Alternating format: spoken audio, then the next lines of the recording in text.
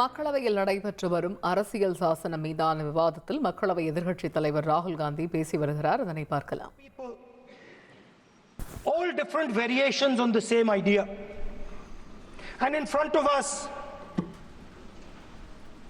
stand the people who follow a very different philosophical tradition.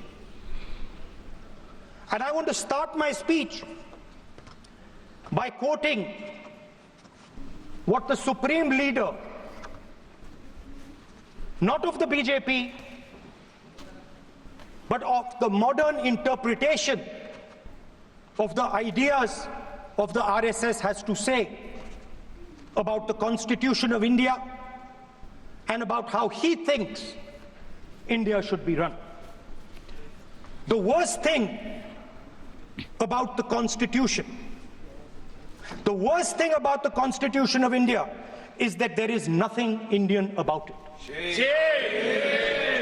Manusmriti is that இந்த scripture அரசியல் சட்டத்தை which பற்றி is most மிகவும் worshipable after வலிமையான Vedas for our Hindu nation, அரசியல் and to which our தலைவர்களான ancient times have become the RSS-இன் basis தலைவர் என்ன of our கூறியிருக்கிறார் என்று culture, பார்க்க வேண்டும். thought and practice. அவர் என்ன சொல்கிறார் என்றால், இந்த அரசியல் சட்டத்தில் இந்திய தன்மை For எதுவும் இல்லை. centuries has codified the spiritual and divine march of our nation. Today, Manusmriti is law. These are the words of Savarkar. Mr. Savarkar has clearly stated இந்த வார்த்தைகள் in his சாவர்கார் சொன்ன வார்த்தைகள். that there is nothing Indian about our constitution. He has clearly நம்முடைய stated அரசியல் சட்டத்தில் இந்திய தன்மை எதுவும் இல்லை என்பதே அவருடைய வார்த்தைகள். India is run by, should be superseded by this book. And this is what the fight is about. Now, it's nice that all of you are so-called defending the Constitution. But I want to ask you, आपका गुरु नहीं बनूंगा, यहां से तुम चले जाओ. और एकलव्य चला गया. फिर से एकलव्य ने तपस्या शुरू की. फिर से तपस्या शुरू की. कुछ साल बाद द्रोणाचार्य जी और पांडव उसी जंगल से निकले. एक कुत्ता भौंक रहा था. कहानी आपने सुनी है, सुना देता हूं. कुत्ता भौंक रहा था. अचानक कुत्ते की आवाज शांत हो गई. द्रोणाचार्य जी और पांडव पास गए और उन्होंने देखा कि तीरों के जाल में कुत्ता फंसा हुआ था. मुंह में तीर था एक. हाँ, मगर कुत्ता तीरों के जाल में फंसा था. एक तीर मुंह में थी. शांत था कुत्ता, मगर कुत्ते को चोट नहीं लगी. एकलव्य ने अहिंसा के साथ कुत्ते को शांत किया था. द्रोणाचार्य जी आते हैं और एकदम पूछते हैं, तुम्हें यह किसने सिखाया? एकलव्य जवाब देता है, द्रोणाचार्य जी, यह मैं सीखा हूं. मैंने तपस्या की है, घंटों मैंने प्रैक्टिस की है.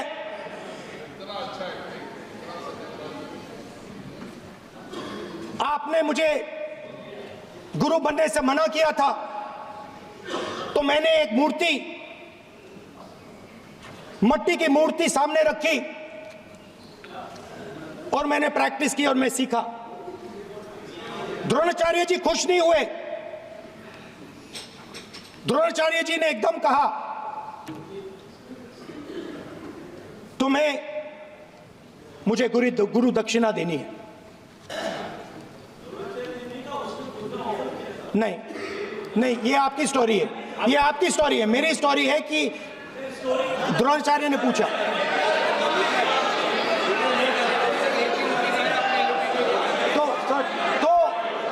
तो द्रोणाचार्य जी ने, Sir, the PM will not speak. Lord want to say, if you are not giving order, Prime Minister has to speak. That's what you want to. If you are not giving protection, if you are not giving protection to LOP, then Prime Minister has to speak here.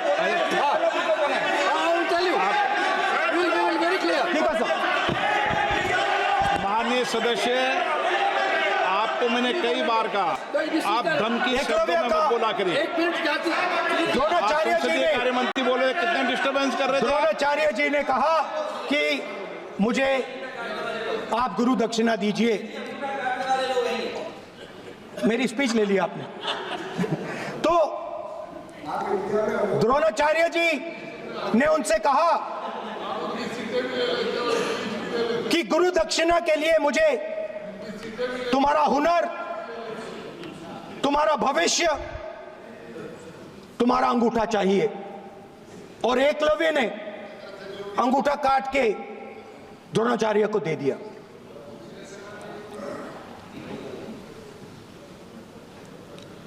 यह अभय मुद्रा है। इसमें confidence, strength, निडरता कहां से आती है? हुनर से आती है, इस अंगूठे से आती है। ये लोग इसके खिलाफ हैं। जैसे द्रोणाचार्य जी ने एकलव्य का अंगूठा काटा, वैसे ही आप पूरे देश का अंगूठा काटने में लगे हुए हो।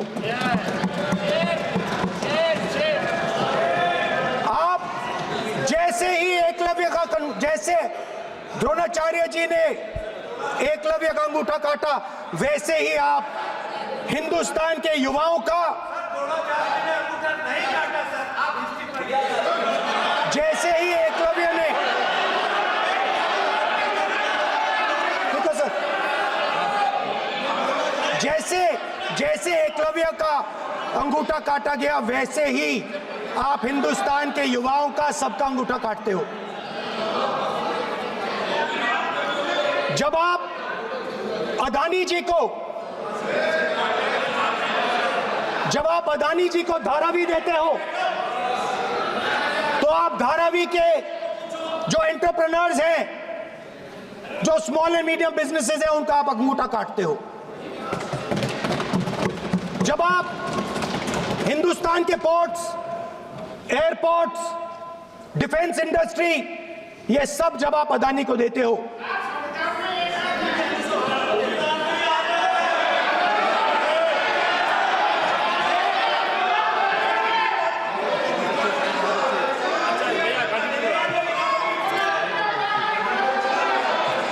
हिंदुस्तान के सारे जो फेयर प्ले बिजनेसेस हैं, जो ईमानदारी से काम करते हैं, आप उन सब का अंगूठा काटते हो जब आप अदानी की मदद करते हो। कॉन्स्टिट्यूशन में लैटरल एंट्री कर आप हिंदुस्तान के युवाओं का, पिछड़ों का, गरीबों का अंगूठा काटते हो।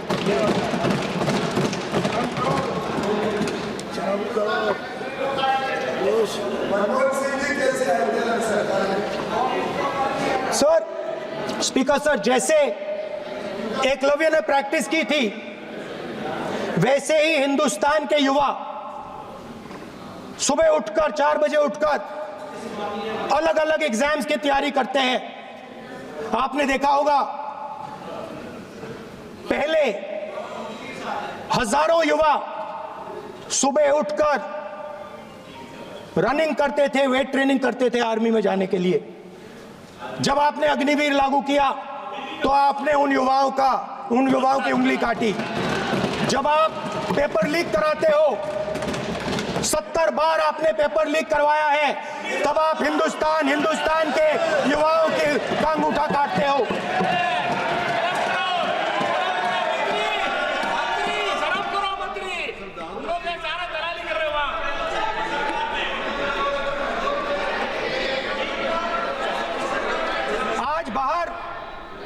दिल्ली के बाहर आपने किसानों पर टीयर गैस चलाया है, आपने किसानों पर लाठीचार्ज किया है।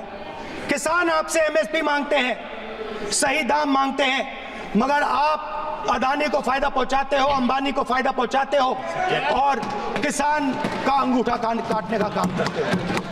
இன்று டெல்லிக்கு வெளியே விவசாயிகள் பேரணி நடத்துகிறார்கள். நீங்கள் அவர்கள் மீது தடியடி நடத்துகிறீர்கள், தண்ணீர் பீச்சி அடிக்கிறீர்கள். आप कहते हो हम आपका நீங்கள் அம்பானிக்கும் அதானிக்கும் உதவி செய்கிறீர்கள், ஆனால் போராடுகின்ற விவசாயிகளுக்கு எதிராக கட்டை விரலை வெட்டுகிறீர்கள். एक मिनट प्लीज बैठिए, आप बैठिए. आज हम भारत के संविधान की 75 वर्ष की गौरवशाली यात्रा कर रहे हैं और कर भाई ये चर्चा हुई थी कि हम संविधान की चर्चा करते समय उसकी उच्च कोटि की ये अपेक्षा है आप स्पीकर सर, आप राष्ट्रपति भाषण नहीं है. कॉन्स्टिट्यूशन में कहीं नहीं लिखा है कि मोनोपोली होनी चाहिए. कॉन्स्टिट्यूशन में कहीं नहीं लिखा है कि पेपर लीक होना चाहिए. कॉन्स्टिट्यूशन में कहीं नहीं लिखा है कि अग्निवीर होना चाहिए. कॉन्स्टिट्यूशन में ये सब नहीं लिखा है, इसलिए मैं यहाँ रेस कर रहा हूँ. कॉन्स्टिट्यूशन में नहीं लिखा है कि हिंदुस्तान के युवाओं का अंगूठा काटना चाहिए, उनका जो हुनर है उनसे छीना जाना चाहिए.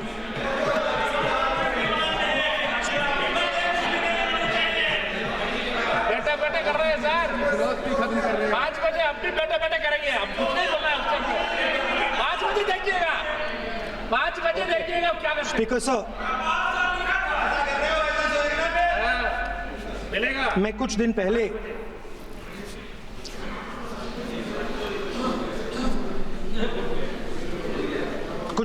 मैं हाथरस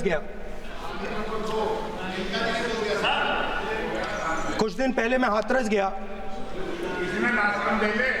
हाथरस में 4 साल पहले एक लड़की का बलात्कार होता है.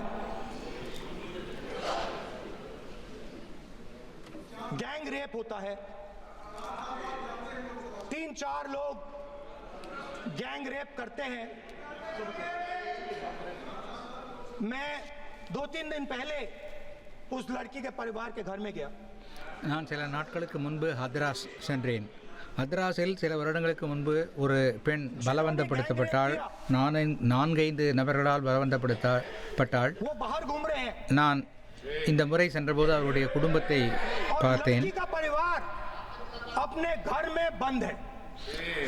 அந்த பெண்ணின் குடும்பத்தினர் வீட்டுக்குள் அடைந்து விடுகிறார்கள், ஆனால் குற்றம் செய்தவர்கள் சுதந்திரமாக வெளியே உலாவிக் கொண்டிருக்கிறார்கள். वो उनको रोज धमकाते हैं और वो बाहर घूमते हैं.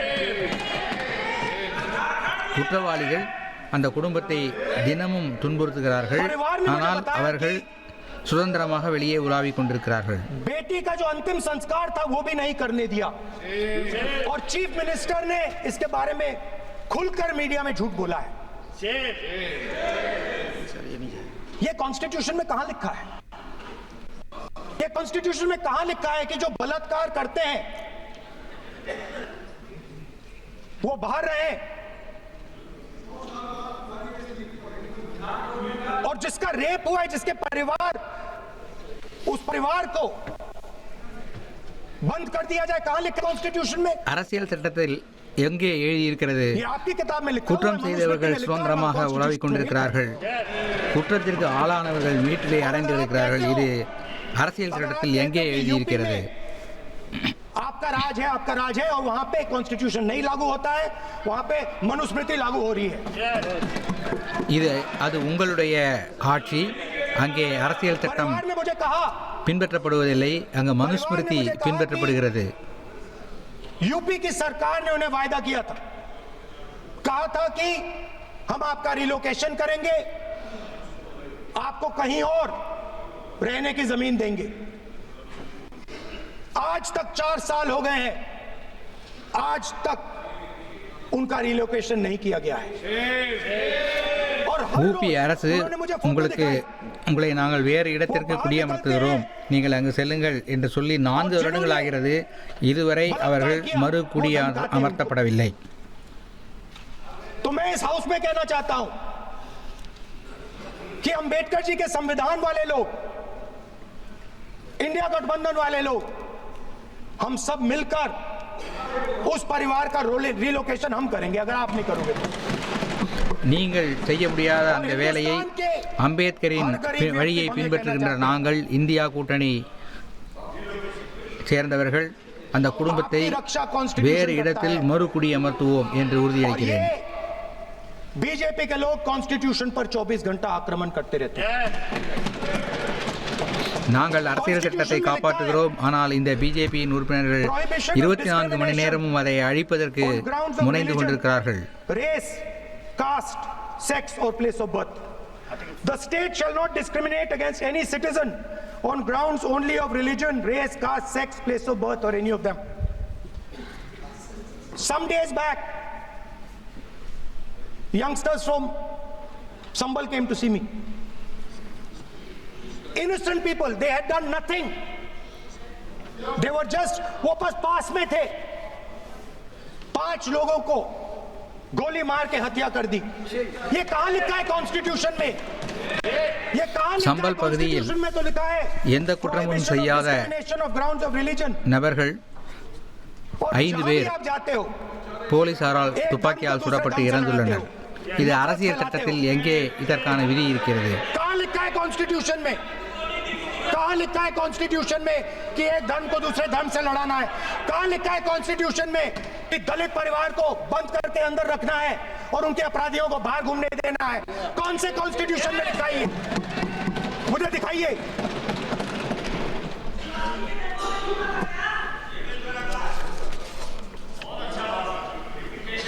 स्पीकर सर, हमने हमारी जो विचारधारा है, इंडिया गठबंधन की विचारधारा है, वो देश में कॉन्स्टिट्यूशन लाई है. हम सब मिलकर कॉन्स्टिट्यूशन की रक्षा करते हैं. अंबेडकर जी ने कहा था, if there is political equality but no social and economic equality, political equality will be destroyed. ये अंबेडकर जी के शब्द हैं और आज ये बात सबके सामने है. पॉलिटिकल इक्वालिटी जो थी वो खत्म हो गई है. हिंदुस्तान के सारे इंस्टीट्यूशंस कैप्चर कर लिए गए हैं. सोशल इक्वालिटी नहीं रही, फाइनेंशियल इकोनॉमिक इक्वालिटी नहीं रही. इसीलिए हमारा अगला कदम जाति जनगणना होगा. அம்பேத்கர் देश को दिखाना चाहते हैं அரசியல் कि आपने किन लोगों का और कहां சமநிலை, अंगूठा काटा है. சமூக சமநிலை, हम दलितों பொருளாதார को, சமநிலை आदिवासियों को, நிலவவில்லை என்றால் அந்த நாடு அழிந்துவிடும் என்று சொன்னார். இப்போது அரசியலிலும் சமநிலை இல்லை, பொருளாதாரத்திலும் சமநிலை இல்லை, சமூகத்திலும் சமநிலை இல்லை. நாங்கள் இந்தியா கூட்டணிக்காரர்கள் அதனை பாதுகாக்கவே, அரசியல் சட்டத்தை பாதுகாக்கவே இருக்கிறோம். हिंदुस्तान में एक नए तरीके का विकास होगा, एक नई तरीके की राजनीति होगी. जो